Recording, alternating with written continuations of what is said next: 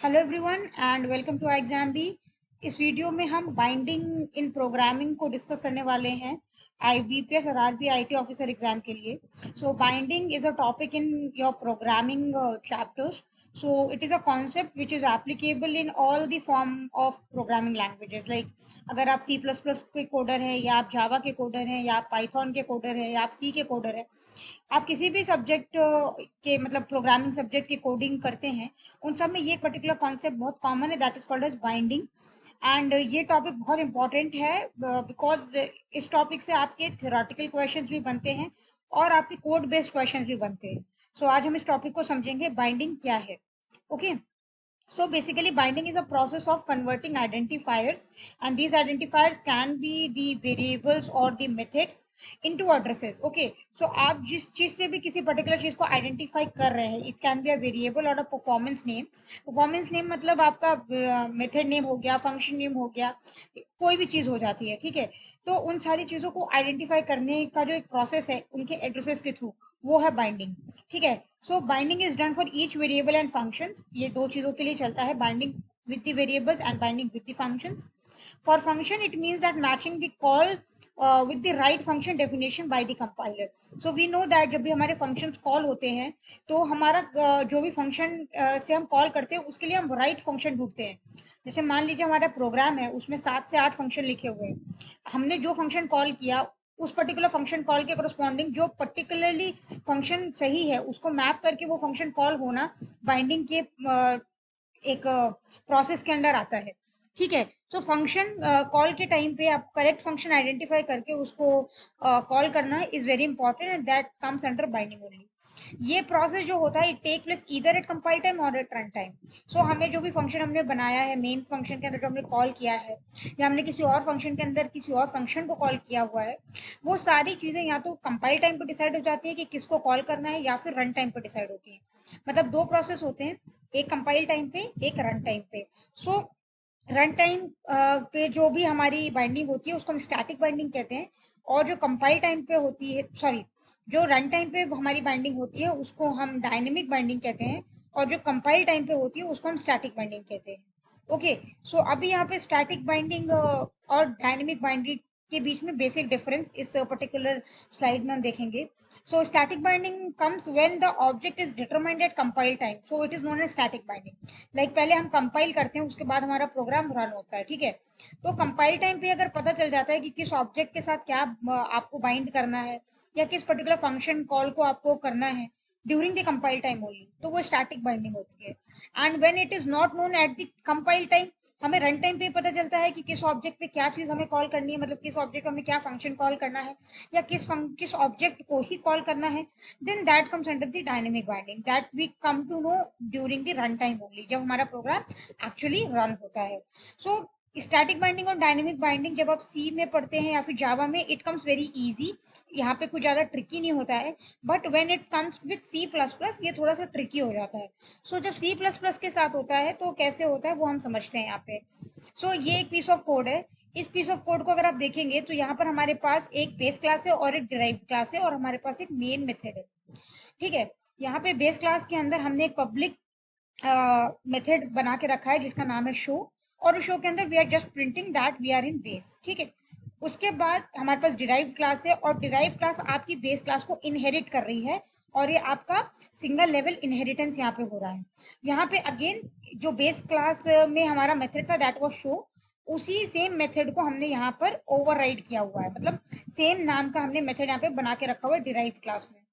अब इतना होने के बाद हम मेन बॉडी में क्या करने वाले हैं, मेन बॉडी में हम एक पॉइंटर बनाने वाले हैं। वो पॉइंटर हमारा ऑब्जेक्ट होल्ड करेगा, जो भी ऑब्जेक्ट हम क्रिएट करेंगे। सो यहाँ पे हमारा बेस का बीपी पॉइंटर हम बनाते हैं, जिसको हम बोलते हैं new derived. Okay, so new एक कीवर्ड है जो आपका ऑब्जेक्ट रिटर्न करता है, और डिराइव्ड आपका कंस्ट्रक्टर कॉल होगा। ठीक है, जैसे ही आप न्यू डिराइव्ड करेंगे एक ऑब्जेक्ट क्रिएट होगा, और उस ऑब्जेक्ट का जो भी मेमोरी एलोकेशन होगा वो आपको बेस पॉइंटर में मिल जाता है, दैट इज बीपी है। फिर उस बीपी की मदद से you can access any of the things which are in the derived class, right. So आप जब बीपी में शो को कॉल करते हैं, ठीक है, यहाँ पे आपने बेस पॉइंटर बनाया, आपने क्लास बनाया डिराइव्ड। सो यहाँ पे आपने ऑब्जेक्ट किसका बनाया है, डिराइव्ड का। लेकिन आपके पास एक्सेस किसका है, बेस का पॉइंटर है, तो आपको बेस का भी एक्सेस रहेगा, आपको डिराइव का भी एक्सेस रहेगा। ठीक है, आपको जो सब मतलब जो बेसिकली आपका लेफ्ट हैंड साइड में लिखा है that is base. So base यहाँ पे लिखा है मतलब वो सुपर सेट है यहाँ पे, तो मतलब बेस के इस बीपी पॉइंटर से we can call either the function which is there in base one और इन डिराइव्ड वन।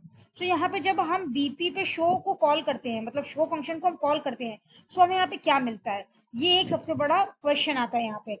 सो इसको प्रोग्राम के पीस को अगर आप अपने कंप्यूटर पे रन करते हैं और फिर आप देखते हैं कि क्या इसका आउटपुट आएगा, तो इसका आउटपुट आएगा that we are in the base class, this one we will get the output that you are in the base class. So this is the compile time binding, that during the compile time only जब हमने इस particular show function को call किया, क्योंकि ये pointer हमारा base pointer है और ये हमारा नॉर्मल काम हो रहा है यहाँ पे, तो इस पर्टिकुलर चीज की वजह से हमारा इस पर्टिकुलर पीस का जो कोड आएगा वो हमारा इन बेस आएगा, and this is for the compile time binding. ठीक है, ये पूरा एग्जांपल हमारा कंपाइल टाइम बाइंडिंग के लिए आता है। देखते हैं अब रन टाइम बाइंडिंग कैसी होती है। तो आप यहाँ देख सकते हैं कि मैंने यहाँ पे दो चीजों को यहाँ पे बोल्ड में करके रखा हुआ है। ओके, पिछले केस में हमारे पास यहाँ बेस क्लास में जो पर्टिकुलर फंक्शन था उसका नाम केवल वॉइड शो था, बट यहाँ पे मैंने उसको क्या कर दिया है, वर्चुअल कीवर्ड ऐड कर दिया है। And this particular piece of code is valid for C plus plus. Okay, ये आप जो है सी प्लस प्लस के कोड की मैं बात कर रही हूँ, क्योंकि सी प्लस प्लस में थोड़ा डिफरेंट होता है बाइंडिंग्स का कॉन्सेप्ट। ओके, तो यहाँ पे आप देख रहे हैं अगर आपने किसी फंक्शन को वर्चुअल फंक्शन बना दिया है और फिर आप उस पर्टिकुलर सेम चीज को कॉल करते हैं here, then what you will be getting, you will be having the output as in derived. ठीक है, यहाँ पर जब आप बीपी के ऊपर शो फंक्शन को कॉल करते हैं you will get in derived as the result. So this is the run time polymorphism. ठीक है, रन टाइम पॉलीमॉर्फिज्म भी बोल सकते हैं इसको, रन टाइम बाइंडिंग भी बोल सकते हैं। सो यहाँ पर अगर सी प्लस प्लस में आपको बाइंडिंग का कॉन्सेप्ट इंप्लीमेंट करना है, सो आपको कौन सा फंक्शन बाइंड कराना है रन टाइम पे, उस पर्टिकुलर फंक्शन को हमको बेस क्लास में उसके आगे वर्चुअल कीवर्ड लगाना पड़ता है, और ये सारा काम हमारा वर्चुअल फंक्शन के थ्रू होता है। ठीक है, सो इस पर्टिकुलर वीडियो में we are only going to discuss about these two things, that is the static binding and the dynamic binding। Static binding compile time पे, डायनेमिक बाइंडिंग रन टाइम पे। और static binding normally आपकी pointer से होती है when you are going to create the pointer of your base class and creating an object of the derived class. And आपकी जो run time binding होगी उसमें आपको वर्चुअल कीवर्ड लगाना पड़ेगा आपके पर्टिकुलर फंक्शन के आगे, जिसको आपको ओवरराइट करना है ड्यूरिंग द रन टाइम।